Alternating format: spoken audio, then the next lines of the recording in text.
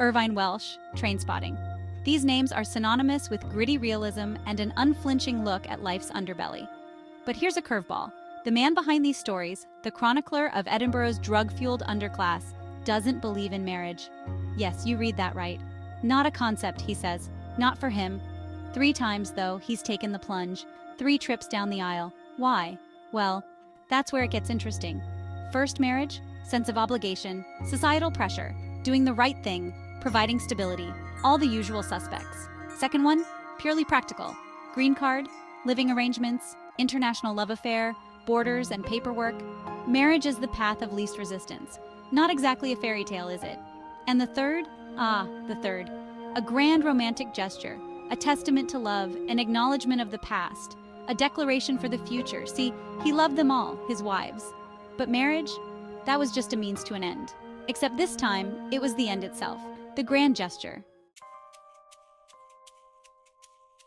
Welsh's views on marriage might raise eyebrows, but they're rooted in a certain pragmatic logic.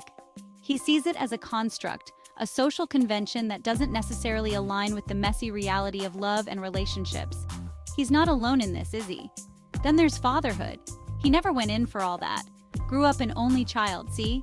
Loved his parents, but no big urge to replicate the experience. Romantic relationships, they were his thing. The passion, the intensity. Kids, they change the game, shift the focus, dilute the romance, not his cup of tea. And you know what? He was upfront about it. The women in his life, they knew the deal. No surprises. But here's the kicker. He understands the appeal. The desire for family, for legacy. It's just not his particular brand of heroin. Romance, that's his drug of choice. And he's been on a lifelong bender. Growing up an only child, Welsh says, fostered a certain competitiveness, an aversion to sharing the spotlight. Maybe that's a factor. Or maybe it's simpler than that. Maybe he just likes the way love feels when it's new, when it's raw, when it's all-consuming. He's candid about his past, though. The rough edges, the scrapes with the law, 8 years old playing football in the wrong place, a brush with authority, a sign of things to come.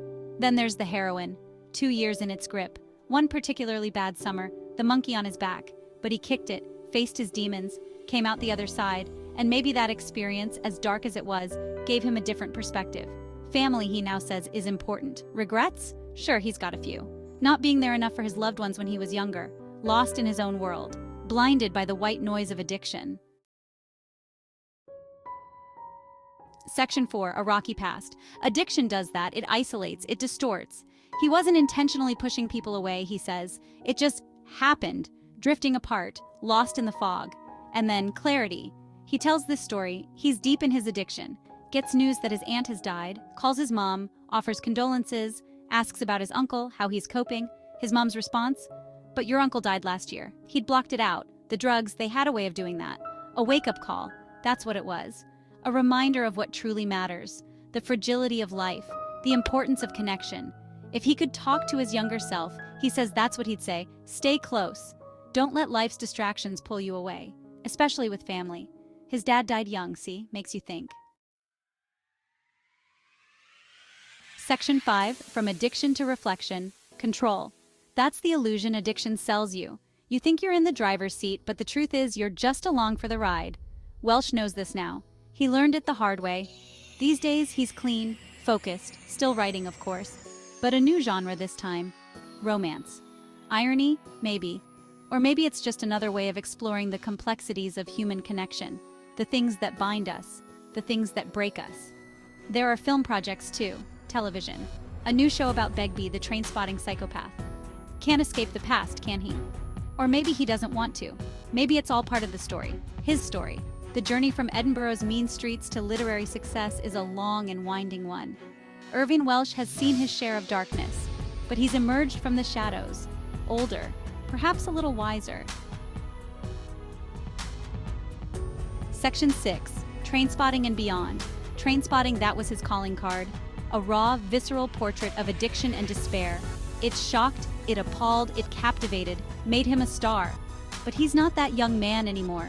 He's evolved. Marriage, fatherhood, addiction, recovery. He's navigated it all, on his own terms. His views may be unconventional, but they're honest. And in the end, isn't that what matters? He's still got stories to tell. Stories about love, about loss, about the human condition. Stories that make you think, that make you feel, that stay with you long after you've turned the last page. Irvine Welsh, the Trainspotting author who doesn't believe in marriage. It's a contradiction, sure, but life is full of them, isn't it? And that's what makes it so damn interesting.